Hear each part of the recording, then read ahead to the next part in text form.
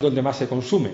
Por ejemplo, aquí en Galicia hay más de 150 instalaciones de calefacción de granjas de pollos y cerdos que utilizan muchas de ellas hueso de aceituna como combustible. Por lo tanto, estamos hablando, ya empezamos a percibir que la biomasa es lo que yo llamo un vector energético global.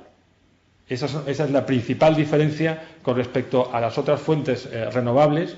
Es que la biomasa no está siempre en el mismo sitio y no se transforma normalmente donde se produce.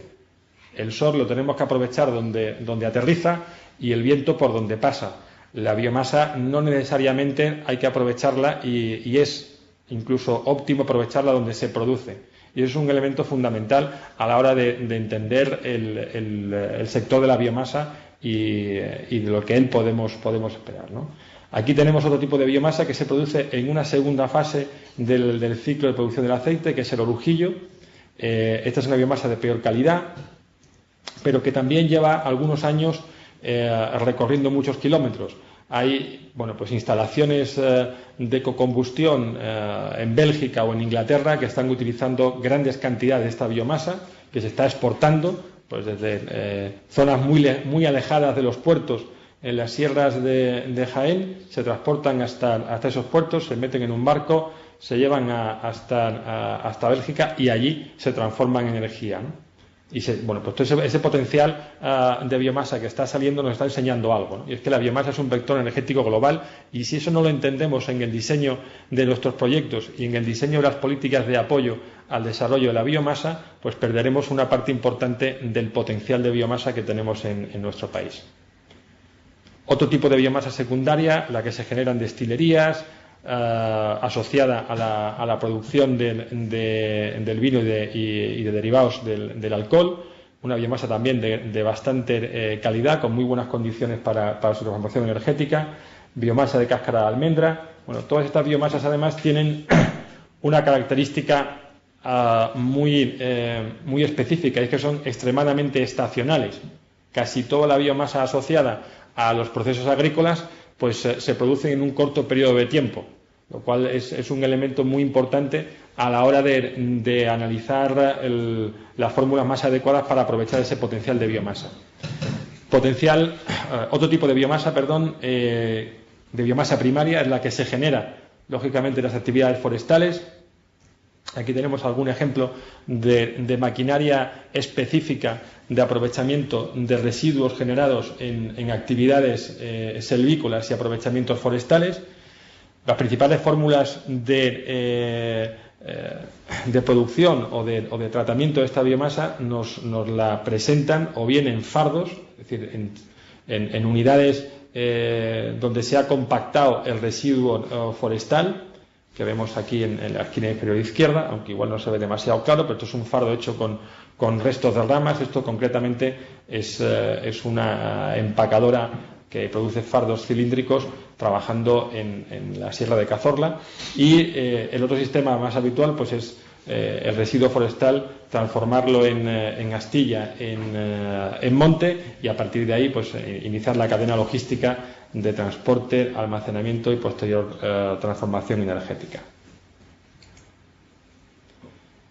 Otro tipo de biomasa que antes no ha aparecido en esa clasificación de biomasa primaria y secundaria es el cultivo energético. Hemos estado hablando durante estos breves minutos de biomasa que se genera como subproducto de una actividad, o bien como subproducto de una actividad primaria, y lo hemos llamado biomasa primaria, agrícola o forestal, o bien como subproducto de una actividad industrial, y lo hemos llamado biomasa secundaria. Pero hay una biomasa que se produce no como subproducto, sino como principal producto de una actividad específica. A esa biomasa la llamamos cultivo energético y sería considerada a todos los efectos, digamos, de definición administrativa o de calificación administrativa como una biomasa primaria.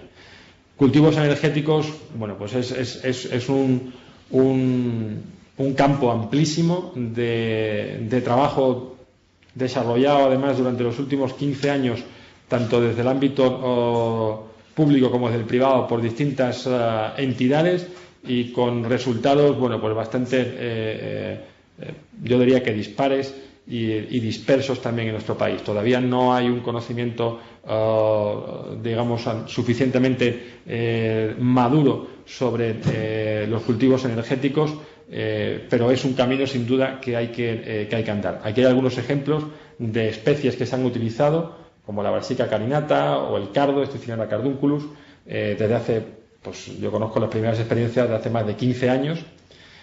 Aquí hay alguna experiencia ya industrial de producción de biomasa a partir de sorgo.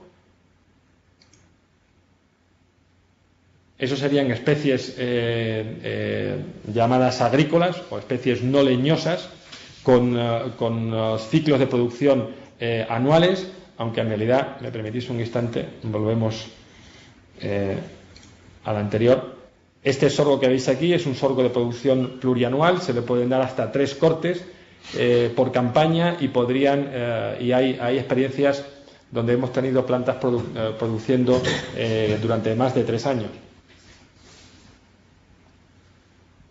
Pero parece que siempre hay que hacer una distinción entre el ámbito agrícola y el ámbito forestal.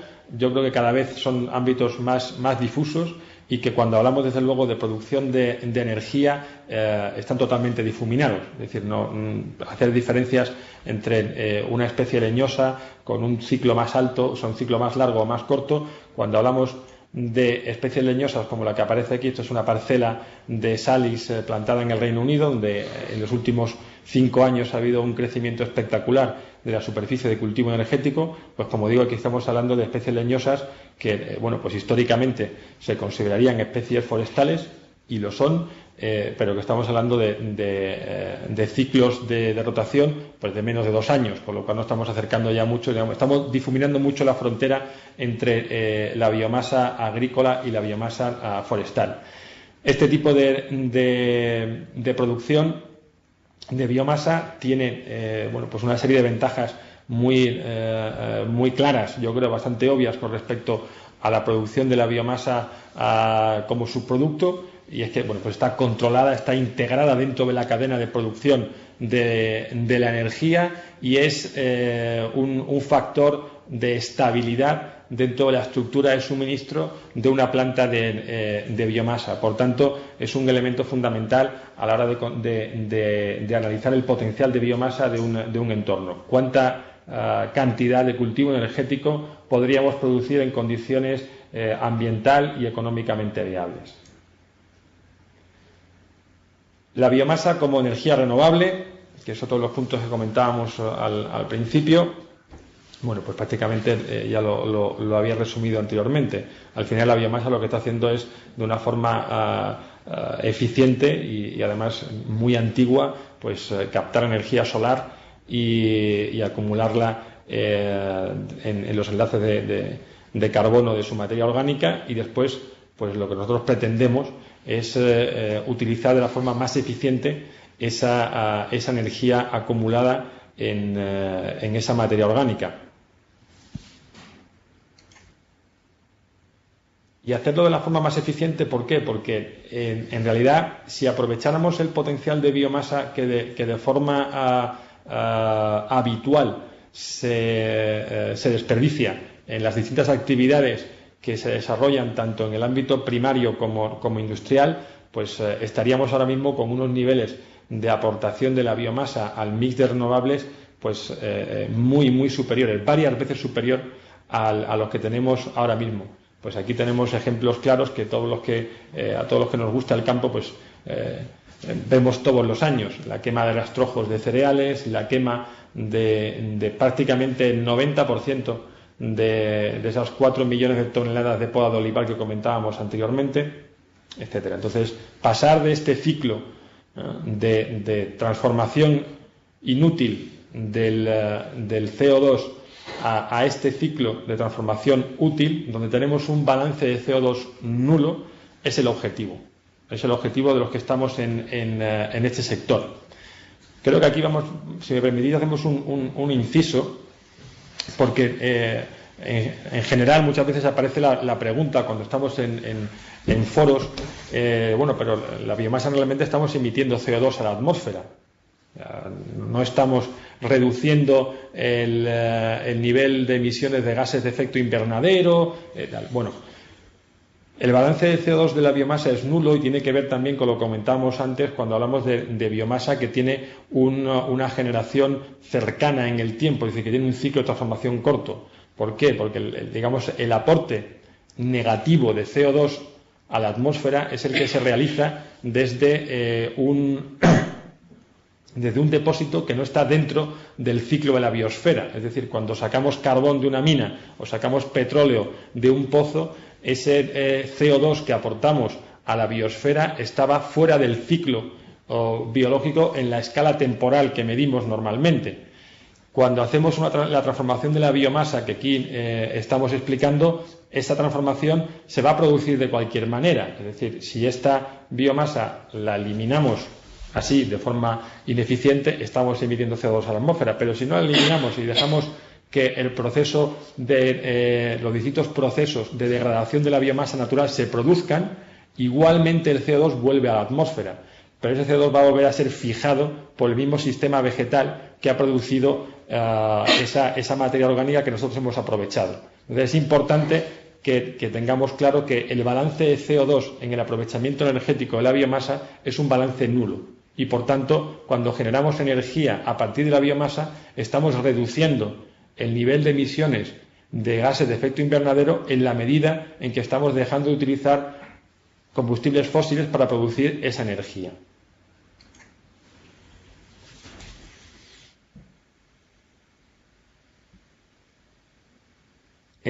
Cuando hablamos del sistema de aprovechamiento energético de la biomasa y queremos dar una visión así, aunque sea de flash instantánea, al final sale un cuadro complicado. Pues porque son muchos los procesos que se están utilizando, unos totalmente desarrollados a nivel comercial y ampliamente aplicados, otros con menos nivel de desarrollo comercial, pero estos son los que podemos decir que existen hoy probados.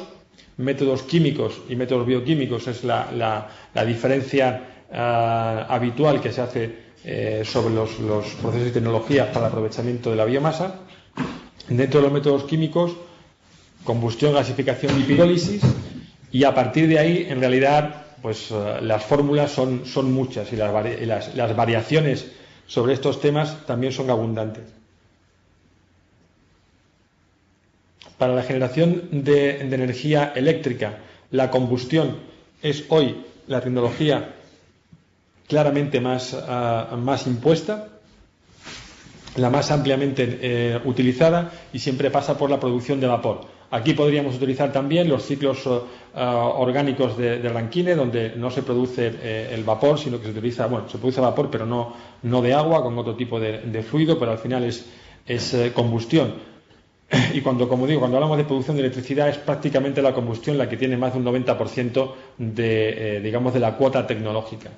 La gasificación, que es un proceso muy, ¿cómo diría yo?, muy apreciado en los ámbitos académicos y que además de una forma tipo guadiana va apareciendo y desapareciendo. Es una especie de vez en cuando aparece la moda de la gasificación y siempre hay unos gasificadores fantásticos, tal.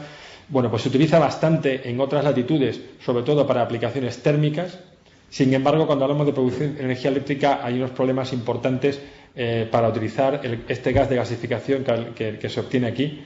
En motores de combustión interna hay todavía problemas que no se han llegado a resolver adecuadamente para utilizarlos en la generación de electricidad.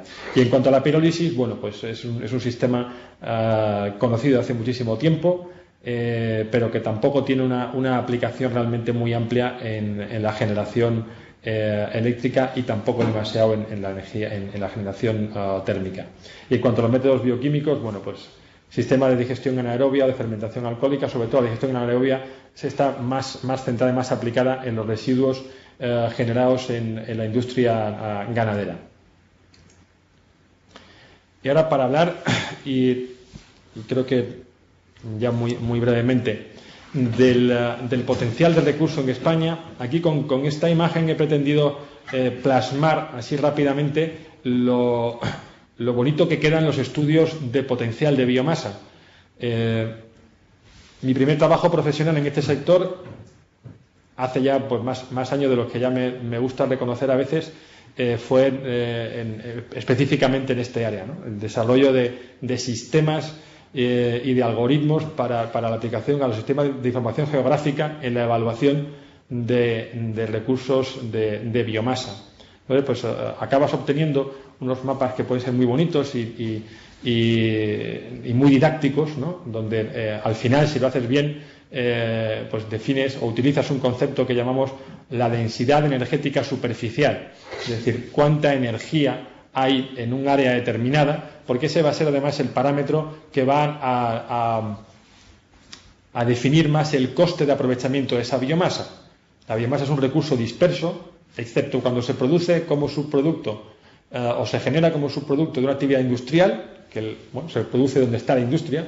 Toda la biomasa primaria es un recurso disperso, no aparece tal como lo podemos meter en una caldera, sino que aparece en un formato que normalmente hay que transformar y además hay que recoger y acumular en un punto. Por lo tanto, ese concepto de la cantidad de energía por unidad de superficie pues se revela como la clave a la hora de analizar la viabilidad económica del aprovechamiento de la biomasa. Bueno, pues se pueden hacer unos estudios fantásticos, pero que al final, en función de la metodología que utilices y de hasta dónde crees que puedes utilizar la biomasa potencial que se genera en un ecosistema determinado, los resultados pueden ser absolutamente diferentes. Y tan diferentes como los que aquí vamos a utilizar, o os voy a contar, os voy a intentar aquí contrastar. Este es un cuadro que probablemente muchos de vosotros conocéis, porque es el que aportó el IDAE cuando se publicó el Plan de Fomento de Energías Renovables 2005-2010, que con respecto a la biomasa, pues hablaba aquí de una capacidad de generación de biomasa recurrente, perdón que le he dado aquí, de biomasa recurrente de origen de origen residual de casi 37 millones de toneladas al año, en base de residuos forestales, residuos agrícolas leñosas, agrícolas herbáceos, residuos de industrias, 37 millones de toneladas. Y después se asignó una capacidad de producción de cultivos energéticos de 16 millones de toneladas de biomasa al año, lo cual nos daba un potencial de biomasa de 53 millones de toneladas. Bueno, pues el decir qué cantidad de cultivo energético se puede producir en España, bueno, pues la respuesta que daría probablemente cualquier agricultor o cualquier productor de madera, pues depende de usted lo que me pague. Porque si usted me paga mucho, yo voy a producir no mucho, muchísimo. Y si usted me paga poco, pues no produciré un poco, no produciré nada. Por lo tanto, en cuanto al cultivo energético, decir cuál es el potencial de producción, creo que es un ejercicio bastante fútil. Y en cuanto a la producción de residuos, bueno, pues en cuanto están asociados a actividades más o menos estables, pues sí son producciones más o menos evaluables a largo plazo, pero también es bastante complicado. Tan complicado como si nos vamos a otra fuente, pues en este caso Greenpeace, pues Greenpeace aquí hacía una proyección de estas que están muy bien porque siempre aciertas, ¿no? Pues una proyección al año 2050, bueno, pues ya en el 2050 nos vemos y contrastamos si mi proyección era buena o no era buena, ¿no? Pero en fin, hay realmente un trabajo científico detrás de estas cifras que lo que resumen al final es un techo de potencia instalada, de potencia eléctrica instalada de prácticamente 19.500 megavatios de biomasa, que es una cantidad muy importante, y que es, digamos, lo que aparece aquí en el mapa de la izquierda. En Galicia pues habla de un 12,8% de la potencia eléctrica instalada podía estar basada en el uso de la biomasa, pero como esa potencia eléctrica funciona muchas más horas que otras fuentes renovables, porque una planta de biomasa pues debe funcionar en el entorno de las 7.500 horas al año, cuando un buen parque eólico, de lo que a todos nos gustaría poder haber invertido hace unos años, pues estaría en 2.500, 2.400 horas. bueno, pues aquí estamos hablando de una potencia que a la hora de producir energía en el cómputo anual, pues triplicará o cuatriplicará a otras fuentes renovables. Eso se traduce en que, según esta proyección del Greenpeace, pues en Galicia prácticamente el 83% del consumo eléctrico podría venir del uso energético de la biomasa. Si traducimos esto a toneladas, para hacerlo comparable con el otro estudio de potencial, pues aquí estaríamos hablando prácticamente de 200 millones de toneladas al año, cuando en el estudio de la proyección del IDAE pues estaban hablando de un potencial de utilización de 50 millones de toneladas. Bueno, pues es una diferencia de 4 a 1, es bastante significativa. Y si por último nos vamos a los datos estadísticos de utilización de biomasa, esos son resultados del 2007, los últimos resultados reales. Esta es la potencia instalada que hay en biomasa eléctrica hoy en España. No llega a 586 megavatios, considerando todas las tecnologías y todas las fuentes de biomasa. Y si atribuimos a todas estas instalaciones un funcionamiento óptimo, estaríamos en el entorno de un consumo de 5 millones de toneladas. Es decir, que frente a las estimaciones más conservadoras del potencial de biomasa de nuestro país, que podríamos tomar como las del IDAE, de 50 millones de toneladas, hoy en usos eléctricos se estaría utilizando menos del 10% del potencial. Si a esto le sumamos el uso térmico, no crece demasiado. Aumentaríamos aproximadamente un 12%. Y además hay que entender que de una parte muy importante, prácticamente un 30% de este consumo, está asociado a la industria papelera. Es decir, estamos utilizando una biomasa, digamos, muy cautiva dentro de un proceso específico y que la tienen que utilizar obligatoriamente. Por tanto, solo como idea con respecto al título de esta presentación, del potencial biomásico en España, pues que definir el potencial de biomasa es un ejercicio teórico apasionante, pero con resultados prácticos, bueno, pues yo creo que no demasiado útiles, aunque sí hay que quedarse con una idea importante. Hoy el nivel de utilización del potencial de biomasa que hay en España es realmente ridículo. Estamos utilizando muy poco de la energía que podríamos aprovechar de esta fuente renovable. Y además, del poco que utilizamos, una parte ni siquiera lo transformamos en energía aquí, sino que además nos permitimos el lujo de exportarlo a otros países. Y bueno, y con esto me ciño al periodo, más o menos, y dejo paso a las siguientes intervenciones. Muchas gracias.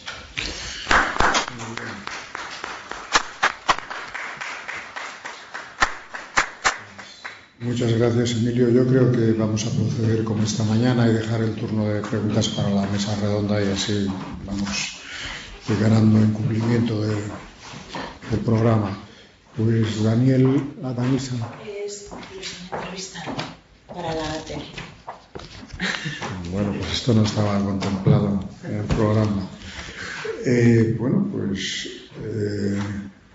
si te parece, Francisco, yo no sé, y luego no hay problema en cambiar el turno. No, supongo que esperamos un poquito, entonces. Sí, bueno, pues entonces podemos aprovechar por si hay alguna pregunta para Emilio. Esto no.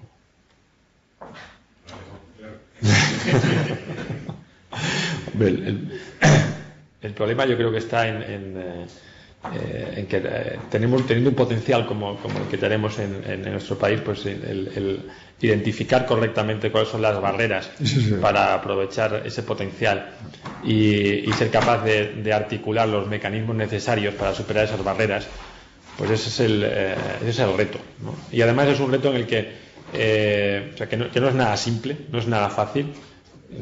Yo muchas veces, cuando hablamos de estos temas, y aunque casi siempre se hablan en foros energéticos, pues ya acabo diciendo que la transformación energética de la biomasa no es un negocio de energía, es un negocio poco glamuroso. El negocio eólico, el negocio solar es un negocio pues no sé, pues más financiero, más de la City. El negocio de la biomasa, el sector de la biomasa es un sector de transformación primario. Pues vamos a transformar biomasa vegetal de origen agrícola, de origen forestal, nos da igual, la vamos a transformar en energía. Se puede transformar en otras cosas, ¿no? Nosotros nos dedicamos a transformarla en energía. Entonces, si no se hace un enfoque realista desde ese punto de vista, de esa base, es difícil identificar correctamente esas barreras y articular los mecanismos adecuados para superarlas, ¿no? De todas formas, ya que hemos abierto el turno, voy a hacer yo una pregunta. En todo caso, la determinación de las políticas energéticas sobre la base de biomasa no parece que contemplen los recursos en su total dimensión, porque está claro que algunos se pueden cuantificar y no es de difícil cuantificación, los forestales, los de residuos forestales, pero está claro que en materia de cultivos energéticos, como bien decías, pues ahí el planteamiento va un poco, ya no es el territorio disponible para, sino el que los propietarios pues le vean la rentabilidad y tal. Pero esta cuantificación respecto de esa variable pues es un poco gratuita, no voy a decir gratuita, pero voy a decir que tiene poco efecto, ¿no?, a la hora de determinación de políticas. Sí, en realidad pues es como decir... es que estamos muy por encima en potencial de lo que al final la política va a determinar, ¿no? Sin duda. Pues es como cuando se ponen políticas de producción pues y se intenta controlar qué cantidad de trigo se va a producir.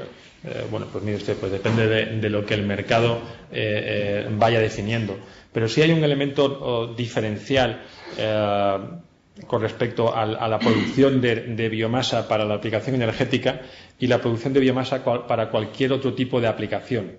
Y es que, en general, cualquier otro tipo de uso, y da igual que hablemos de biomasa agrícola para producción de alimentos, que estamos hablando de commodities globales, es decir, cuando hay una buena cosecha de maíz en la cuenca del Mississippi, baja el precio del maíz aquí, y el agricultor lo tiene mal.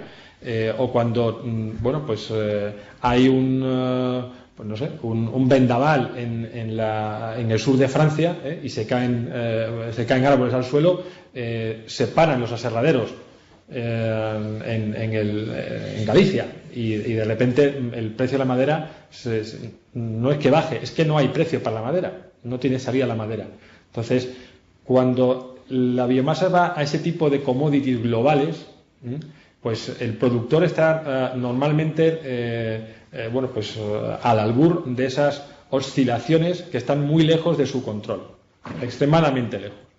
Sin embargo, cuando la biomasa va para aplicaciones energéticas, sobre todo para generación eléctrica, estás aportando una gran estabilidad a largo plazo a la retribución de esa biomasa. Y eso es algo que algunos productores empiezan ya a valorar. Es decir, y que en ciertos ámbitos pues empiezan a entender de esa manera, como digo, que igual apostar toda mi capacidad productiva a renta variable en mercados globalizados pues no es lo más inteligente y no es lo que más tranquilo me deja. Igual me interesa tener un 40% de mi capacidad productiva asociada a un contrato a largo plazo con unos precios predecibles y de dejar el otro resto de mi capacidad productiva pues a esos mercados más oscilantes. Entonces, la diferencia entre producir biomasa, como digo, como un commodity global, o producir biomasa para producir energía, que es al final lo que llamamos un recurso estratégico, y la energía eléctrica, pues traerla de Francia ya cuesta, o sea, es un problema histórico. Ahora parece que se va a resolver algo, ya veremos, pero desde luego no la vamos a traer de Estados Unidos ni de Inglaterra. Pero esta mañana nos contaban que La tecnología disponible, por eso hacían una propuesta a los inversores de ir siempre a la caldera FETEN, digamos, ¿no? Pero por lo que nos contaba esta mañana, no es lo mismo quemar sorgo que quemar otro tipo de combustibles, ¿no? Entonces, hombre, está claro que los cultivos energéticos podrían ser como la garantía, en última instancia, de que una vez que se determinen políticas de tantos kilovatios o megavatios o lo que sea de potencia, pues, hombre, a poder hacer frente pues, a desastres, estoy pensando en incendios del tipo de los de Portugal en un momento determinado. Además, este tipo de cuestiones, pero hombre, me imagino que pueden o deberían ser contempladas, y ahí es donde yo creo que sí tiene sentido el tener muy claros los recursos biomásicos disponibles. Pero claro, una vez que los inversores determinan una determinada tecnología, un determinado tipo de caldera, pues a ver qué pasa, ¿no? Yo la verdad es que la experiencia que tengo en la explotación de años de instalaciones de generación eléctrica en biomasa, o sea, a partir de biomasa, es que uno hace su diseño primero del plan de negocio en tu oficina con unos modelos fantásticos que te calculan el cuarto decimal de la rentabilidad de tu inversión y tal. Después te bajas a la parte técnica, donde tienes que diseñar una industria compleja. No es nada sencillo. Y además esto no es un plug and play. Esto es una fábrica que hay que gestionar y que no es sencilla. Que bueno, ya empiezas ahí a desviarte un poco de la teoría de tu negocio. Pero es que después además tú has diseñado tu instalación o se han diseñado muchas instalaciones para un tipo de biomasa específico que tiene una humedad, que tiene un poder calorífico, que tiene una composición química. De hecho, en el diseño de una instalación de biomasa, como la de cualquier caldera de combustión, de carbón o de lo que quieras, hay primero un diseño químico. Es decir, tú tienes que saber cuál es la composición química del producto que vas a transformar dentro de esa caldera. Bueno, pues haces tu instalación. Pero después la realidad del suministro, y por eso hacía antes hincapié de que este es un sector de transformación de productos primarios, no es producción de energía, tiene más peso la parte de suministro, porque como digo, al final el suministro pues es el que es, y tú piensas que tienes a 15 años un suministro garantizado de 100.000 toneladas de una biomasa específica. Bueno, pues resulta que al cuarto año estoy en una sequía. Al quinto año ha subido el precio del maíz una barbaridad, y resulta que lo que antes no se utilizaba para cama del ganado ahora se utiliza, y era lo que tú tenías pensado utilizar en tu caldera. Entonces, o tienes una tecnología flexible que te permita utilizar distintos tipos de biomasa, o bueno, la estabilidad de tu suministro es complicada. Y esa situación, que es genérica para el sector de la biomasa a nivel global, yo creo que es bastante más intensa aquí en España. Primero porque tenemos ecosistemas muy variados que producen biomasas muy distintas. Y eso no hay en otros países. Los países que más han desarrollado la aplicación energética de la biomasa son países con ecosistemas mucho más homogéneos, básicamente basados en la producción o bien de astilla de madera además de coníferas en gran medida, que es algo como muy estable, y tienen una tecnología muy específica para esas aplicaciones, o bien paja de cereal, y también tienen una tecnología muy específica para esas aplicaciones, porque su mercado no les ha obligado a desarrollar otras tecnologías. Aquí en España sí que nos hemos visto obligados a desarrollar otras tecnologías. Por aquí tenemos coníferas, tenemos caducifolias, tenemos paja, tenemos orujillo de aceituna, tenemos, pues yo creo que menos los muebles de la oficina, yo he echado a la caldera casi de todo. Porque te has visto obligado a ello. Entonces, al final es la máxima aquella, ¿no?, de que la necesidad pues desarrolla la habilidad. Entonces, ahora mismo en España creo que hay un conocimiento tecnológico, hay un nivel tecnológico, aunque parezca mentira, superior, más desarrollado que en otros países que llevan muchos años de adelanto y que tienen un nivel de utilización de la biomasa mucho más desarrollado que el nuestro, pero que no se han visto obligados a desarrollar tecnologías flexibles. Y esa flexibilidad es fundamental para poder, por un lado, evitar esas oscilaciones en tu cadena de suministro, pero también para poder aprovechar oportunidades, pues como cuando viene un vendaval y cae madera al suelo, o cuando hay un incendio y de repente pues hay un montón de toneladas de madera que hay que retirar del monte, porque si no es un problema de plagas, es un problema de fitosanitario, etcétera. Y si tienes una planta bien diseñada y bien operada, puedes también utilizar, digamos, esas biomasas que aparecen de forma spot en el mercado y que te dan alguna alegría en tu normalmente maltrecho plan de negocio. Bueno, no sé si los inversores entenderán esto tan claramente como lo has expuesto tú. Bueno, no sé si hay más preguntas o pasamos ya. Una cosilla por ahí. Bueno, pues entonces, Daniel. Muy bien, muchas gracias. Y luego